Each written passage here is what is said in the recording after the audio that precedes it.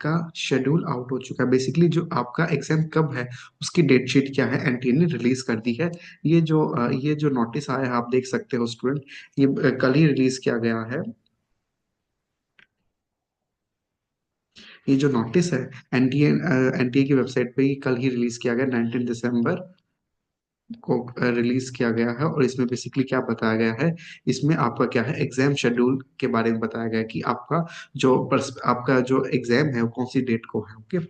और साथ साथ में इन्होंने ये बताया कि जो आपकी सिटी इंटीमेशन है और जो एग्जाम सेंटर है ना वो आपका एनटीए की वेबसाइट पर पब्लिश होगा कब, within 1 week before exam. ठीक है। जो आपका एडमिट कार्ड है, बेसिकली जो आपका एग्जाम सेंटर है वो कब रिलीज करेंगे NTA, before 1 week of your exam. ठीक है। और जो बेसिकली कैंडिडेट को एडवाइस किया गया they can visit this website for their latest update. और स्टूडेंट आप इस वेबसाइट पे जाओगे तो आपको ये जो डॉक्यूमेंट मैं आपको शेयर कर रहा हूँ ये आपको मिलेगा। ठीक है। तो बेसिकली जो हमारा एग्जाम है वो दो शिफ्ट में नहीं हो रहा है। शिफ्ट वन में अलग एग्जाम है, shift one and shift two हो रहा है। पर शिफ्ट वन का जो पेपर है वो अलग सब्जेक्ट है, शिफ्ट टू में अलग सब्जेक्ट है। स्टूडेंट बेसिकली क्या हो रहा था कि यहाँ पर बेसिकली ये जो कदम है ये बेसिकली जो शिफ्ट वन मैंने आपको तभी बताया था कि shift one and shift two में एग्जाम जब कराया जाता है, जब स्टूडेंट मैक्सिमम अपीयर करते हैं एक सब्जेक्ट में, तो इसके वजह से क्या होता है यहाँ पर क्या है कि नॉर्मलाइजेशन होता है। नॉर्मलाइजेशन की वजह से क्या होता है, तो जो शिफ्ट वन मान लो ये शिफ्ट वन वन ईजी आया था और ये थोड़ा डिफिकल्ट आया था, तो उसमें कई बार क्या हो जाता है जो इजी वालों के बच्चों के मार्क्स थोड़े रिड्यूस हो जाते हैं और इनको दिया जाता है। तो वो बेसिकली फॉर्मूला एनटी के पास था और बेसिकली वो फॉर्मूला हम भी कैलकुलेट नहीं कर सकते कि वो कैसे करते थे।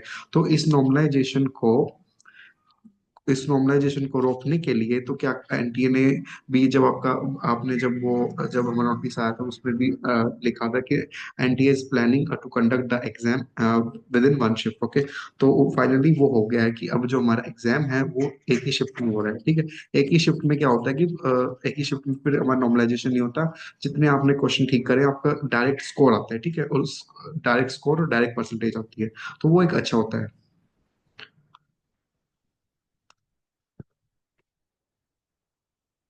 तो अब स्टूडेंट आप जान लीजिए कि आपका एग्जाम कब कब है। स्टूडेंट जो पॉलिटिकल साइंस का एग्जाम है वो कब है, 6 जनवरी को। ठीक है। हमारा एग्जाम है 6 जनवरी 2025 को और शिफ्ट टू में है। ठीक है। शिफ्ट टू है और हमारी शिफ्ट टू होती है 3 PM से लेकर 6 PM के बीच में। ठीक है। तो हमारा इवनिंग शिफ्ट में है। तो जो स्टूडेंट बेसिकली और भी जो स्टूडेंट है देख रहे हो तो वो भी अपना ये क्या है अपना टाइम टेबल देख सकते हैं कि जो पब्लिक एडमिनिस्ट्रेशन है वो कब है, 3 जनवरी को है। और इकोनॉमिक्स का कब है, थर्ड को ही है पर शिफ्ट टू में है। जो हमारा एग्जाम वो 6 को है। ठीक है। फिर 6 को ये कंप्यूटर साइंस का है, पर्शियन। ठीक है। ये लैंग्वेज। ओके। जो पॉलिटिकल साइंस है वो 6 जनवरी को है। फिर 7 को कॉमर्स का है, फिर इंग्लिश का है, फिर 8 को क्या है हिंदी का है। ठीक है। ये लैंग्वेज पेपर होते हैं। ओके। फिर ये पूरा क्या है टाइम टेबल। ओके। तो स्टूडेंट आप अपना टाइम टेबल देख सकते हो। बेसिकली क्या ये इंफॉर्मेशन आपको प्रोवाइड की जा रही है कि जो पॉलिटिकल साइंस का एग्जाम है वो शिफ्ट टू में है। और shift two on 6 January, 6 January 2025, shift two. Okay. 3 PM से 6 PM। ओके। तो यहाँ पे एक ही शिफ्ट में आपका एग्जाम कंडक्ट किया जाएगा स्टूडेंट। और तो next important information for you people, that is,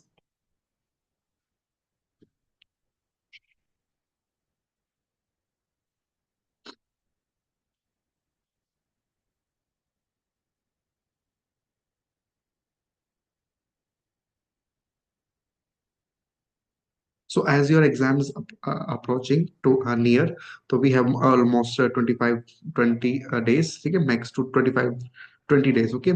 So what I am planning that our unit 7 is almost completing. We are almost done the maximum part. So we have left four topic, that is federalism, election commission,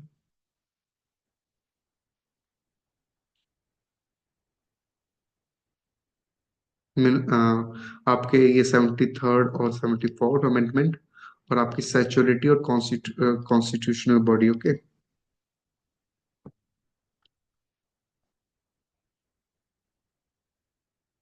तो हमारे student चार topic रहते हैं unit 7 and unit 1 हमने, unit 1 तो हमने complete कर चुके थे।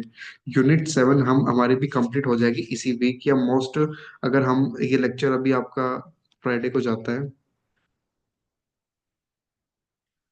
ये सैटरडे को, ये मंडे को, पर ट्यूसडे को, हाँ, ट्यूसडे को हम अपनी जो यूनिट नंबर 7 है उसको पाइन अप कर देंगे। Okay.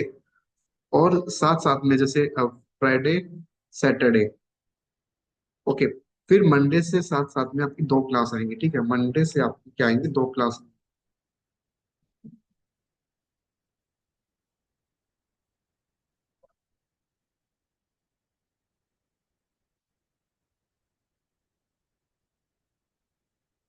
On on Monday onwards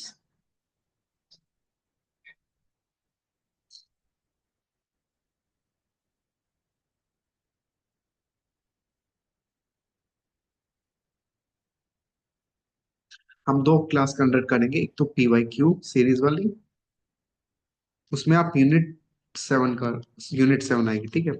और हम एक करेंगे थ्योरी पार्ट, ठीक है। तो हमारा जो टॉपिक क्या होएगा उस सीरीज का, इम्पोर्टेंट